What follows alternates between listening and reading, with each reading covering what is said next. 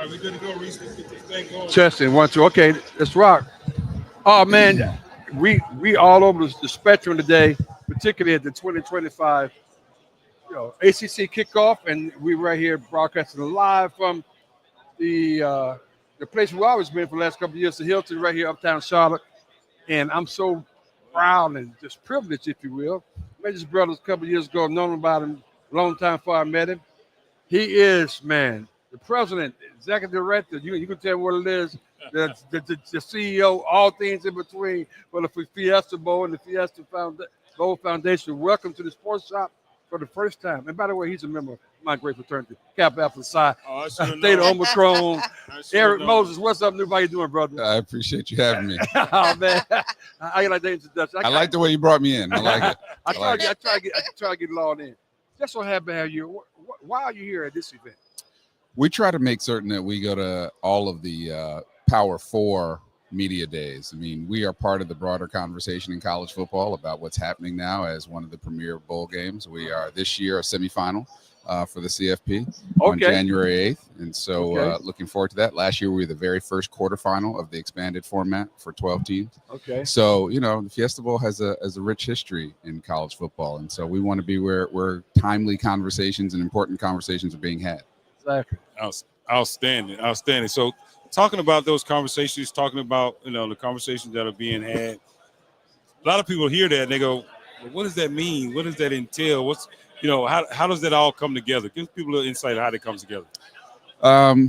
How does it come together? I mean, for us as the Fiesta Sports Foundation, we actually produce 2 bowl games. So everybody knows about the Verbo Fiesta Bowl. It's been going on for 65 years. Sure. But we also have the Rate Bowl, which is a Big 10 versus Big 12 matchup. And that happens usually around a day or two after Christmas. Last year we had Rutgers and Kansas State play. So we are here to talk about what's happening with the expanded playoff. Listen to Commissioner Phillips talk about his views on that. Are we going to be at 12? Is it going to be 14? Is it going to be 16? That's right. We're going to straight seeding. How is that going to work? Are we doing automatic qualifiers? Are we doing 5+11 or 2, 4-4, 2-2, 1-1-1, whatever? So all of that stuff affects all of us in the system, right? And for our organization in particular, it affects both sides of the house because what happens in the CFP itself affects the Verbo Fiesta Bowl, but none of the rest of these bowl games that have relationships with various conferences can decide what their futures look like until they understand what's the pool of available teams. Wow. And if you've got 14 or 16 teams rather than 12, there are fewer teams available for the other bowl games. And so all of it has a kind of a trickle-down effect for the entire system. Wow. That's awesome. So what do you see has been the biggest challenge now with the expanded playoff?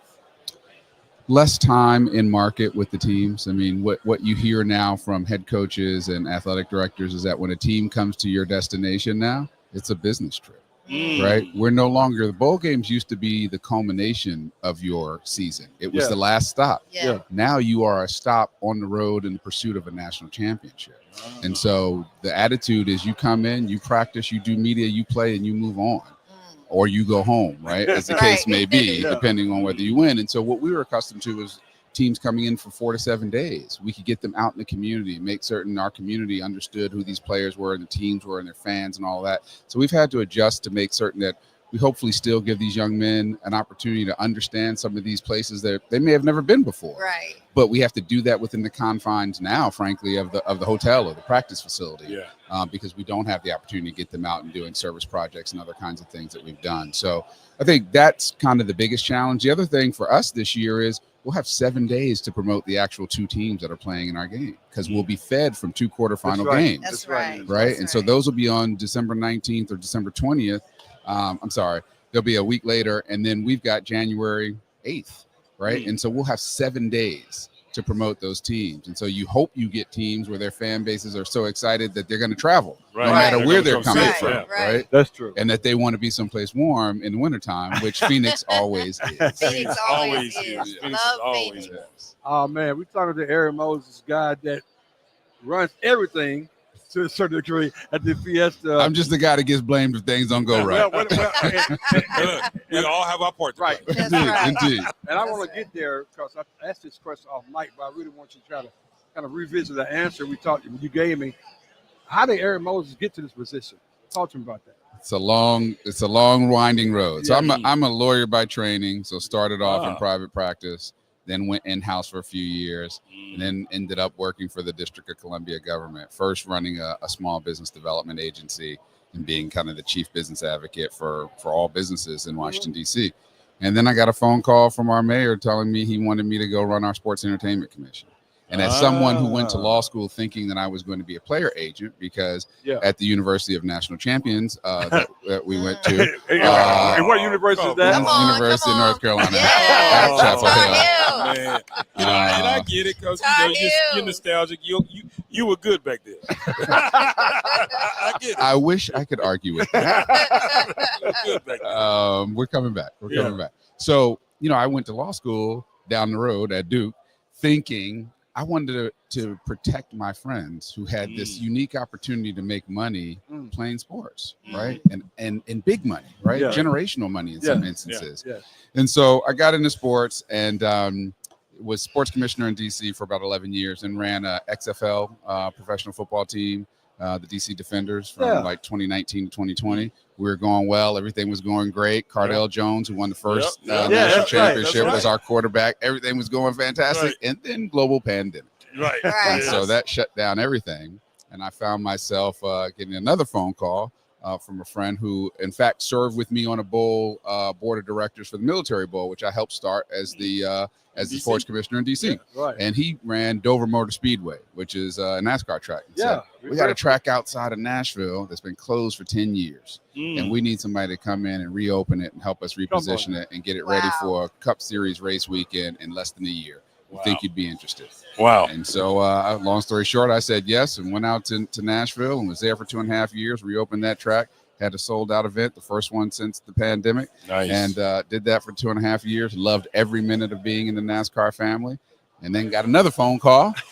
This is why you always answer the phone. Always answer the That's phone. right. Always answer. And I was made aware of the opportunity to lead the Fiesta Bowl organization at that time, and jumped at it because I had my own Fiesta Bowl memories, right? And college football is so special and creates so much passion for so many people all across this country. And given the times that we're in, the disruption that's happening in college athletics, people like me are always looking for ambitious things goals to pursue. So that's how I got there. I love that story. Now, that's a story worth telling. Look, I hope so. That's a story worth telling right there. Go from NASCAR to Military Bowl, now to Fiesta Bowl.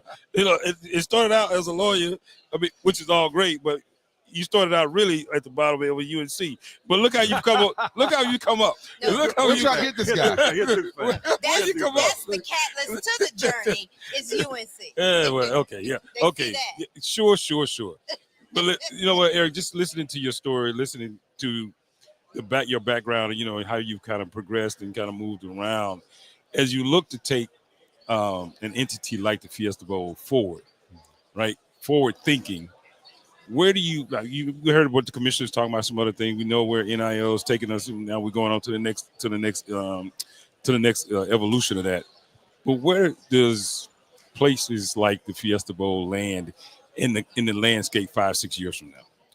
At the end of the day, we're community organizations. My organization gives between $2 and $5 million away to nonprofits that benefit youth sports and education in the state of Arizona every single year, right? And so we're set up to drive positive economic impact for the state of Arizona, visibility for the state, because if you're like me and grew up on the East Coast, before I moved to Arizona, I knew very little about Arizona. Right. And some of the things I thought I knew about Arizona weren't good. Right. So now living there, I understand all that it has to offer. It's a fantastic place to live, to visit, and all that kind of stuff. So we tell that story, and then we deliver charitable resources all throughout the state. And so what we're going to be looking to do is continue to be part of the CFP playoff format, because that's the highest level of competition in college football, but then also to diversify the events in our event portfolio. We have a 3-day golf tournament that we do that helps us raise money.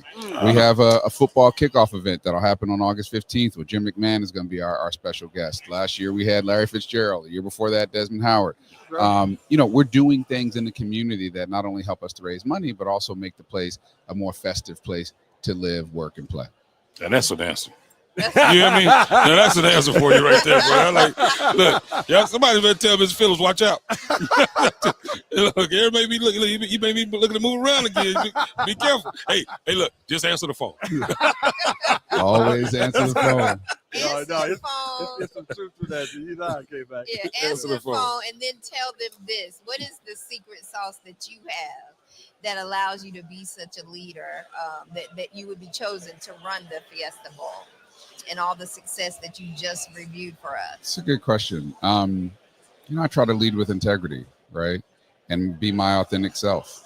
I tell people, when I talk to young people a lot who are aspiring to be in sports entertainment, they often ask about like, well, what do you think about imposter syndrome? What I tell them is I don't believe in it. Wow. Because I'm never an imposter anywhere I show up. I'm not trying to be something that I'm not. I may Talk not to be them, the person in the room who Talk knows to the them. most, Talk to but I know what I know. I know what Right. I don't know, and I know that I'm smart enough to figure most things out. Right. And so, Come on. Boy, look, I needed that today. I needed that today. Come on, Tar Heel. Look, when somebody else said it's got to be true. I said I just believe it, but he said it's got to be true. Yeah, wow. That's great. Man, I love that. Man, ooh. so that's if there's a secret sauce, you have to have, I think a lasting confidence with an abiding humility, right? Like be confident in who you are and what you bring to the table, but be humble about it, right? We don't have to be arrogant when we're good at what That's we do. right. We just show That's right. people. And so that's if there's a secret sauce, maybe that's it. Awesome. I love it. Man, we're talking. No secret no more. I know Eric Moses, who is giving us a wealth of information. I'm turning left, make a left hand turn just a little bit. I envision 5 years from now, there's going to be a football entity for college football. And that's going to be have a sponsor name on top of it. And everything else, basketball, lacrosse, hockey, will still be on the NCAA brand. Can that even happen going forward? I think it can happen, Uh-huh. and there's a lot of speculation about whether or not that does happen or whether football breaks off from everything else. Yes. I think you can't forget about basketball, men's and women's, doing Okay. that because those three sports essentially drive most of the revenue for college athletics and Yes. essentially pay for everything else. Yeah. And so you've got to figure out, if you disconnect it from the NCAA, how do you pay for Olympic sports? How do you pay for women's sports? And at schools like Chapel Hill, I mean, the women's sports are, frankly, have been the most successful at the plate. Absolutely. And are great not only to watch but also in terms of competition. So Okay. I think it can happen. I've heard a lot of different speculation about Okay. whether or not we end up at something that looks like 40 to 60 Yes. high level Yep. football teams Yep. and programs playing rather than the 134 FBS teams that we have right now. Yeah. I've heard some people speculate about regulation, right? Relegation. Yeah. Right. So you have 60 teams and there's another 20 in the lower division, and the ones at the bottom have to compete to stay at the top. And if not, you go down, just like European soccer. That would create a lot of intrigue for fans, right? And so I don't know. I think we're going to be this part of the industry will be disrupted for several more years in the future as we try to figure out what's the right model given kind of what we're doing today. Well, Man. I fully expect for you to be a part of that next leadership of the model moving forward. So Yes. don't disappear now. No. We need you. As they say, from your lips to God's ears. There you go. We need you. But Mr. Eric Moses, man, I appreciate you. Oh, I stepping keep by forgetting about that. and just make us proud, man. Yo, all that good stuff. No, Tar man. Heel. No. Oh my Tar God, Heel. it's getting worse. But this is no, this At least you're a lawyer. I take that. I got one redeeming quality. Yeah, at least you're a lawyer. I take that. Keep on achieving. Appreciate Yes. you as always. Thank you all for having me. I appreciate it. Thank Thank you. Man, outstanding. Get a picture of me and my friend. Hold on a second.